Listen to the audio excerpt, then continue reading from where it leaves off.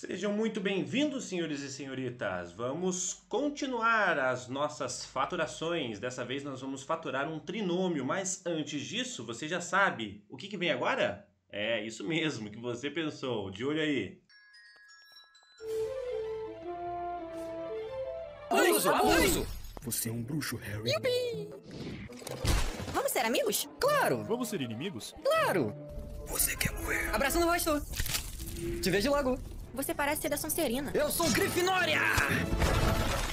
Está livre! Como pôde trair meus pais? Não! Foi o rato! Expecto Patronum! O que acabou de acontecer aqui? Desde quando tem um dragão em uma escola? Cássio, chave do portal! O Lorde das Sombras não voltou. Ele, tá bem? Ali! Draco vai fazer uma tatuagem! Onde salva a poção de tortura? Expelliarmus. Olá, Draco. Avada Kedavra. Isso é entediante. Pera aí, olha só isso aqui! Espada mágica! Legal. São demais! Expelliarmus! E você esqueceu do quadribol. Ninguém liga pra quadribol, Ronnie. Continuando, vamos lá então. Faturação de um trinômio. Na apostila de vocês está a faturação de um trinômio quadrado perfeito, tá? Mas é a mesma coisa. Eu coloquei assim aqui só para reduzir um pouco o título, tá? É a faturação de um trinômio quadrado perfeito, tá bom? O que seria a faturação de um trinômio quadrado perfeito? Primeiro passo, para a gente fazer esse tipo de fatoração, nós deveremos tirar a raiz quadrada do primeiro e do último termo. Então, nós teremos um trinômio e eu tenho que tirar a raiz quadrada do primeiro e do último. Dos resultados que a gente obter tirando essa raiz, nós vamos multiplicar esses resultados. E logo após essa multiplicação, faremos uma outra multiplicação pelo número 2. Por que pelo número 2, professor? Para resultar justamente o nosso termo central, que é aqui, ó. Se o resultado for exatamente o termo central do trinômio, então nós pegamos os termos fatorados, somamos e elevamos ao quadrado na forma do produto notável.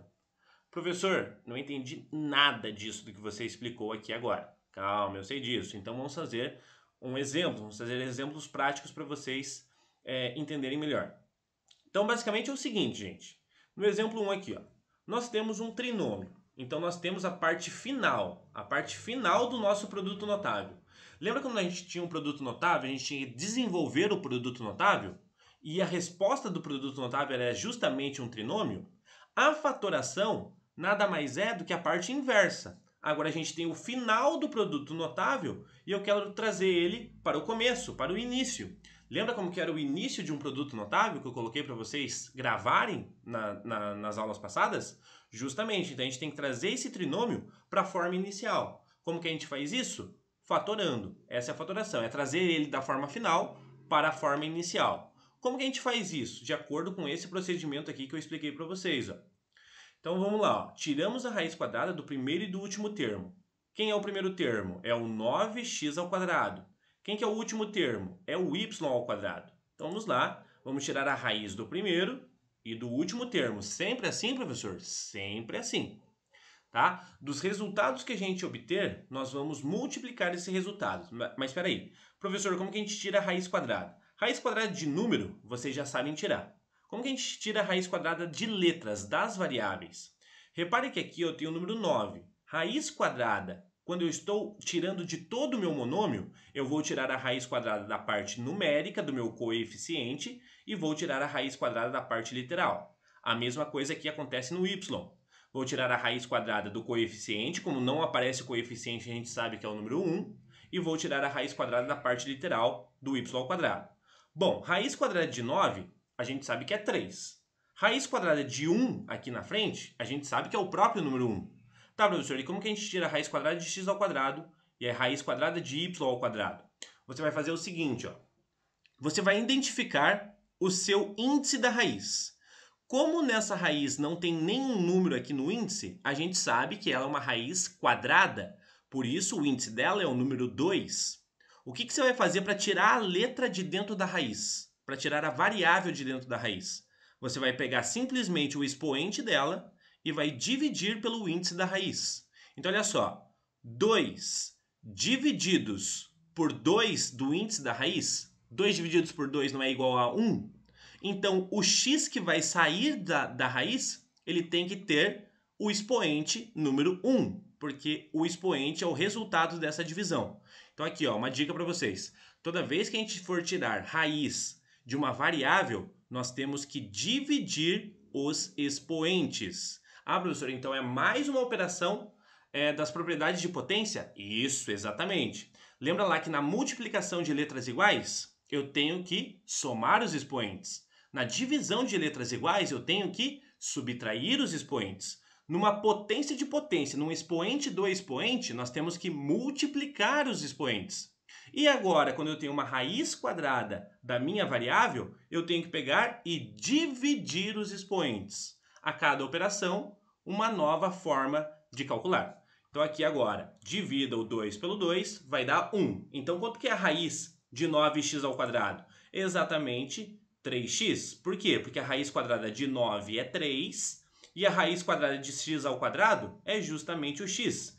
Porque eu peguei o expoente novamente e dividi pelo índice da raiz. 2 divididos por 2 é 1. E o 1 aqui não aparece na frente do x. Professor, e se fosse x elevado a 4? Então 4 divididos por 2 ia ficar como x².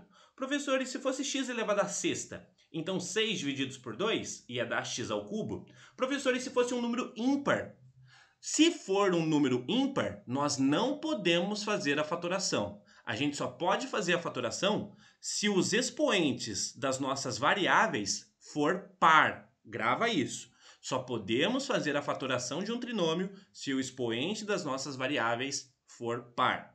Então aqui, ó, como que a gente tira a raiz quadrada de y²? De volta, divide o 2 pelo índice da raiz, que é sempre 2. Ah, professor, a gente sempre vai dividir por 2? Sim, vamos sempre dividir por 2 na fatoração de um trinômio, tá? Porque a raiz será sempre quadrada. Professor, pode vir uma raiz cúbica quarta aqui? Não, não vai vir uma raiz cúbica nem uma raiz quarta. Vai ser sempre uma raiz quadrada para a fatoração de um trinômio. Então, de volta, raiz de y² é o próprio y. Beleza, fatoramos. O que a gente vai fazer agora? Eu vou pegar o resultado dessas operações, dessas duas raízes. O resultado quem que é? O 3x e o y. E o que eu vou fazer com os resultados obtidos aqui? Ó? Eu vou multiplicá-los. Então, eu vou pegar o 3x e vou multiplicar pelo y. Mas não só isso, eu também vou multiplicar pelo número 2. Ó. Por que isso, professor? Por que multiplicar pelo 2? Porque aqui, ó, no termo central, lembra que eu falei que o termo central ele se repetia 2 vezes e as 2 vezes são exatamente iguais? Por isso que a gente está multiplicando por 2. A gente vai bater se a prova real desses termos tirados da raiz dão justamente o termo central. Se isso ocorrer, é uma prova real, significa que o seu trinômio quadrado perfeito ele tem uma fatoração.